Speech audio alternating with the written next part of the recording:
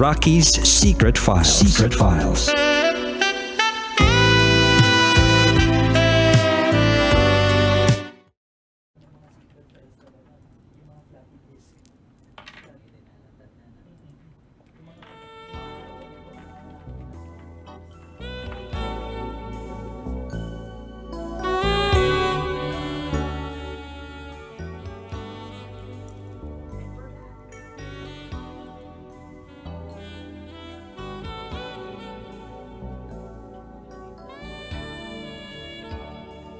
And we're back. Kasama niyo pa rin si DJ Rocky and this is Patans Secret File. Ba't sabi ko patans? Patans? Panat pala. Gandang-ganda kasi ako sa sarili ko ngayon. Kaya nakakalimutan ko tuloy yung ibang mga pangalan. Parang alam ko lang ganda, ganyan. Ganda-ganda ako sa sarili ko ngayon. Anyway, fresh na itsura ko. Kung hindi niyo po ako nakikita, imagine niyo na lang, parang anghel na galing sa langit, bumagsak sa lupa, tas ang laki ng backpack. Ganun. Charot with the rot. Anyway, si Panat na tinatawag na Nat na nung grade 5 ay nagbe-baby bra pa rin. At nung ipinasuot sa kanya ng kanyang nanay ang bra na may foam ay nahiya siya dahil napansin ito ng kanyang kaklase/kaibigan. Oo naman, kapansin-pansin talaga kung dati kapatagan tapos biglang boom, naging Mount Mayon. Iba yon pag ganun. Either salamat Doc po tayo dyan or salamat Mandawi Foam. So ngayon, pakinggan na po natin yung mga kabisyo nating nag-share ng kanilang mga thoughts, comments, suggestions, and violent reactions. Eto po ang masasabi ng ating kabisyo na nagpunta pa ng Love Radio from Pasig. Tama sir, no? Pasig po kayo, no? Ayan, si Sir June Indaya. Sir June Indaya, ano masasabi mo sa ating secret file sender na biglang boom? Oo, Sir June, salita ka naman Bisita po namin to sa loob ng booth Pasasalitain ko po siya ngayon kasi sayang naman yung pagdayo niya dito kung hindi siya magsasalita. Sir June, ano masasabi mo doon? Nakakita ka na ba ng Mount Mayon? Oo naman, palagi. Palagi? Joke lang. Kahit yung asawa ko. Sir June. Hello pa. Anong makukomment mo sa ating SPG Secret File? Naka-experience ka na ba ng kapatagan? Ay, oo, meron. Talaga? Okay lang ba sa mga lalaki na may kapatagan? O hindi masyado? Hindi masyado. Talaga? Bakit? Pangit. Pangit. Pero legit ba yung kapag nag-a-must or hinihimas, lumalaki lalo? Sabi nila. Pero palagay mo, nangyari ba sa misis mo? Charot! Ano? Oo, hindi. Nangyari, hindi. Walang ganon. Walang ganon. Isip lang nila yun. Sa isip-isip lang nila yun. Okay, sige. Thank you so much, Sir June, sa iyong komento. O, ito pa sabi ng ating SPG expert commentator, Brian Mariano. Take it away. Rocky, and happy birthday sa'yo. Thank you. Ang masasabi ko sa Secret Pass ngayon okay lang yan na flat ka basta maganda ka pa rin at lumalabas pa rin yung gatos mo. Charot, narot. Anyway, huwag mo na lang itindihin yan basta tingin mo sa sarili mo, sobrang ganda mo pa rin. At marami pa rin makaagso sa'yo. Bilang DJ Rocky, salamat. Thank you so much, Brian Mariano. Isipin mo na lang maganda ka pa rin.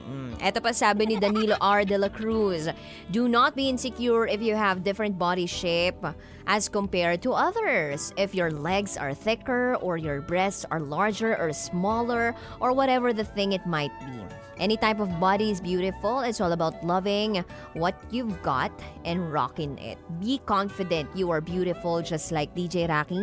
Fascinating Friday to you. Lots of love, DJ Rocky. Uy, thank you so much, Danilo R. De La Cruz.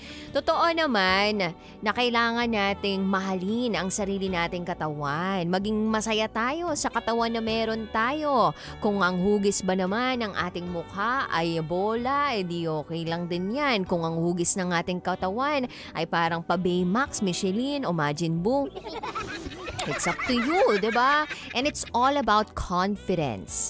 Sabi nga nila, confidence is sexy. So, kabisyo, maging confident ka sa katawan mo and everything else will follow. Eto pa sabi ni Mayumi, haha, tawa sa panat. Panat pala ang tawag sa kapatagan sa mga babaeng hindi pinagpala ng hinaharap. Parang lahat naman tayo dumaan sa baby bra till high school, then college. Yan, start ka ng bra, may foam kasi conscious na tayo sa ating hinaharap. At eto yung stage na dalaga na tayo at nagpapapansin sa boys. Kailangan harapin natin sila para mapansin din nila ang ating hinaharap kapag kinakausap natin ang mga boys. Kasi baka sabihin nila na wag tayong bastos kasi nakatalikod tayo sa kanila. Charot, hinarot. Sinabihan ka na ba ng ganon? Huwag kang bastos, kinakausap pa kita. Sasabihin mo, bakit? Nakaharap naman ako sa'yo eh. Bakit parang nakatalikod ka? Charot, darot. Uy, may naalala din tuloy akong kwento. Nung high school ako, actually, high school. Kasi, first year high school, nagbe-baby bra pa ako noon eh. Oo, baby bra. Tapos yung mga nabibili pa sa Divisoria o kaya sa Baclaran, ganun yung binibili ng nanay ko. Tsaka half a dozen siya kung bumili. Kasi kapag half a dozen or 1 dozen ka bumili, yung dosena, mas nakakamura ka, nakakatipid ka ng mga 100 piso. O para siyang buy 12 tapos take 1. Parang may ganun. So yung nanay ko, maraming mga binili na ganun. Alam niyo kung bakit? Kasi alam niyang hindi lumalaki. Yun at yun pa rin, yung size. Kaya nga sabi nila, huwag ka daw masyado bumili ng ng bra o kaya underwear mo kasi hindi mo masasabi kung yan pa rin yung size mo in the future. So parang dapat yung bra mo or yung undergarments mo pang 1 taon lang or pang 2 years lang. Kasi mag-a-adjust yan. Oh. So anyway, eto pa sabi ni Prince Nature. Basta ako, DJ Rocky, maganda ka. At para sa ating SPG Secret File Sender, ang maganda dyan ay lumaki ka na. Lumaki ang dibdib, lumaki ka rin. Sabi pa ni Charles Sancho, may kilala akong ganyan, pretending na malaki ang boobs, pero tuhod lang pala niya yun. Grabe naman yun. What more kung naka-push-up bra yung panat, ha? Aminin ang size ng mount mo yun kung malaki o flat, charot. Twerk na tayo ng Taylor Swift songs kasi kakalabas lang ng 1989 TV album tapos Welcome to New York ang song. Ay, may pag-ganun. Thank you! Uy, ang dami pang nag-comment sa ating SPG Secret File Sender. Natatawa sila kasi nakaka-relate sila na dati nag-baby bra sila. Yung baby bra pa naman dati, ang mga kulay lang nun, puti, pink, tapos parang nude colors. Tapos, naalala niyo may mga ribbon-ribbon pa sa gitna ng bra? Naalala niyo yun? Grabe, no? Pag naalala ko din yun, parang, those were the days. Nakapatagan pa talaga. Akala ko nga hindi nalalaki pa eh. Naalala ko dati, nung grade school ako, baby bra. Tapos high school, baby bra pa rin ako, first year. Naiinggit na ako sa mga klase ko pag nagpipi kami. Syempre makikita mo, diba, kahit papano na parang, uy, ang ganda naman ng bra nila. Or ang ganda ng dibdib kasi meron talagang naipagmamalaki. Yung akin, wala akong maipagmalaki. Ganda lang talagang meron. Ganon. Tapos, ang ginawa ko noon, nagpabili ako sa nanay ko ng bra. Mabilan mo na nga ako ng bra. Kahit wala pa naman talaga. So, sabi ko, bilan mo ako ng bra. Binilan niya ako ng bra. Sa Divisoria pa siya bumili. Pero yung bra pa rin na yun, hindi siya yung bra ng bra ng mga matatanda. Kasi di ba yung baby bra, para siyang sando type.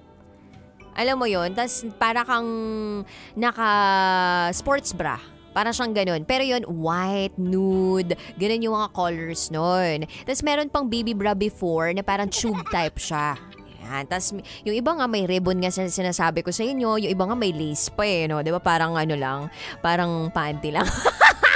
Or parang medyas lang na may lace. Oh. So yun, nagpabili ako. Kaya lang ang problema, walang foam kasi masyado yung binigay na bra sa akin ng nanay ko. So eto yung tipo ng bra na parang tela lang siya. 'Di ba? Yung nanay ko, grabe, no? Napaka-supportive. Hindi pa nilubos-lubos. So, ang ginawa ko, humanap ako sa cabinet niya, ng tatay ko, ng bra. Yung bra na merong foam. Tapos, yung foam na yun, inilabas ko dun sa bra mismo at inilagay ko sa dibdib ko. Para pagpasok ko at nagkaroon kami ng PE, meron akong maipagmamalaki. Kaya lang ang problema, di ba may jumping jack sa PE? Pag jumping jacks, 1, 2, 3, maya-maya, biglang boom, nag-hello yung isang foam. Nabisto tuloy ako. Buti na lang, walang ibang nakakita kundi yung mga close ko lang.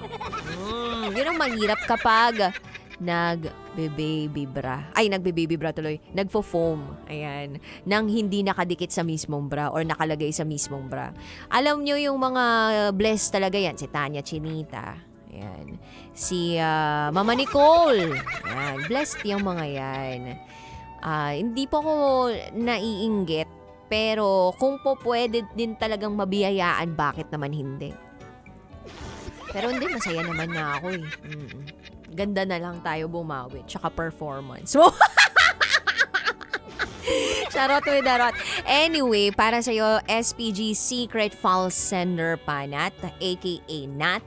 Sana ay masaya ka na sa buhay mo at sana ay mabalik-balikan mo na lang yung katatawanan na nangyari sa iyong nakaraan. At para sa mga kabisyo natin out there na nakikinig ngayon, na nagbe-baby bra pa rin hanggang ngayon, huwag kayong mag-alala. Darating din yung tamang taong magpapalaki niyan.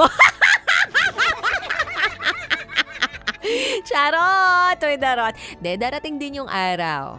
Namalay mo, may tutubo din dyan. Tutubuan ka rin ng buhok. Iba pala yun. Anyway, kahit ano pang brasuot mo, kung wala namang laman ng utak mo, wala din, di ba? Iba pa rin yung may laman yung utak mo, may laman yung puso mo, may laman yung bra mo, may laman yung panty mo, yung undergarments mo, pero higit sa lahat, may laman yung bulsa mo. Yan yung mga masasarap na pakiramdam, diba? So, yun na naman kabisyo. Sana masaya ka ngayong Friday at sana nag-enjoy ka sa ating SPG Secret Fall. Sa susunod ulit, next week ang episode naman natin ay puro kababalagan at katatakutan. Yung matatakot ka kasi may iba na pala siya. Awkward na siya. Charot with darot. Anyway, if you wanna share secrets, share it to me, Rakitera, rakitera@gmail.com. BRBS and Bathroom Break. You are still with me, DJ Raki, and you are listening here is the Shaw Feel Good 90.7 Love Radio. This is Panat's Secret File.